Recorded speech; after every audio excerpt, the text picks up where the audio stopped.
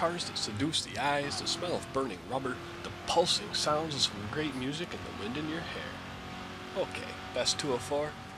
Burnout trades in its major crash mode for a bit more of a street racer feel, bumping and grinding your competition out of the way in a no-holds-barred race from location A to location B. Does it help that the soundtrack ranges from the classical music to Paradise City? Yeah, it totally does. There is no plot here, there's just a thrill of driving. The mechanics are simple. Compete in events such as races, taking out a specific number of opponents, performing a set score of stunts in a time limit, and getting from one location to another using a specific car before the time runs out, to earn points on your license.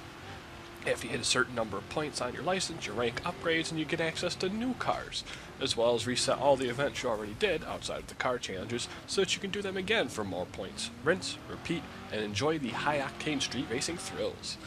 For fans of racing games, that's all you should need. I honestly admit that I'm not a fan of racing games and tend to be bored with them, to be blunt, but this one had me sink countless hours into it, thanks to Steam for tracking exactly how many. And it was full of enjoyment as I raced and crashed my way over a huge mass of roadways from the gridlock city to the open curves of the country. How you get from A to B is irrelevant to the game as long as you get there fast.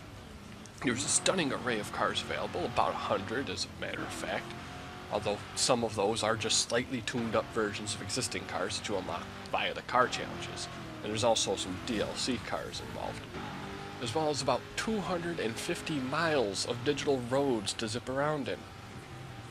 Control of cars is responsive, and although it took me a while to figure out which key to use to drift around corners, by the time I figured it out, the cars available to me were moving fast enough that it was pretty much necessary to do so in order to avoid smashing into turns. The actual button controls are simple enough, and it works great on a controller for the PC as well, which is what I ended up using, with your standard car game layout: gas, brake slash reverse, emergency brake, view toggle, first person, third, behind, and a turbo. Turbo can be handy in how you earn it, depends on the type of car you drive. Some require you to smash other cars to fill, some require tricks, and others only seem to refill if you go through a gas station to top off the tank, but are usually more than fast enough to make up for it. Cars also have 3 different value categories: speed, boost, and strength, how hard it is to wreck your ride. The only customization you have outside of picking your car is applying a paint job, the option of which is unlocked by taking your car into a paint shop.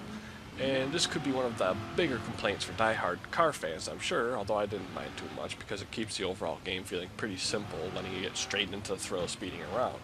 To help aid this, the player is rewarded challenges to take down cars as they gain points on their license, which, when completed, adds that car to your garage, making for a large selection of cars happening relatively quickly. I haven't delved much into the online versus racing, because I'm not a very competitive guy, but the free burn online mode is fun to tool around in, such as making up mock races with your friends, or competing in various challenges such as getting everyone to land on a rooftop across the street in a given time limit. But very much follows a create-your-own-fun feel to it, as it deactivates the majority of the challenges available in the single-player mode. This creates a bit of a double-edged sword, as although it's fun to just roam around with a friend with no real intents or purposes, it can also lead to those who are a bit less focused on things getting easily distracted and having a bit less fun.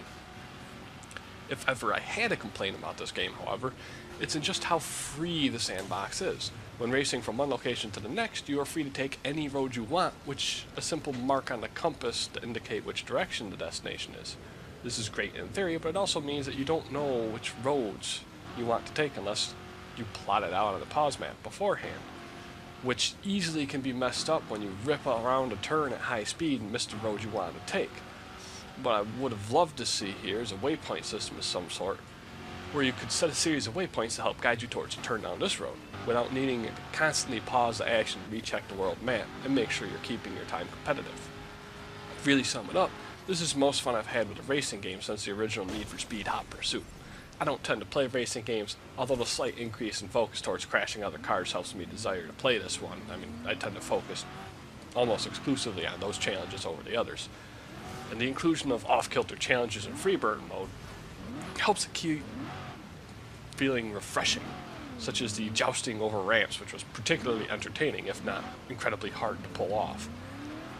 The amount of available cars over time is dizzying, to say the least, and the entire thing looks beautiful. The scenery changes from city to country, the cars are detailed in both the damage and design, and the added slow motion that takes effect when crashing on performing a jump is just blended flair to an already amusing game. It would have been nice to see more casual AI driver around the city sections, because sometimes it does feel very, very sparse for something that's a city, even though it does make sense when the time of day cycles to night. If you're a fan of racing games or you find it cheap, this is one that I would recommend for you to at the very least try out.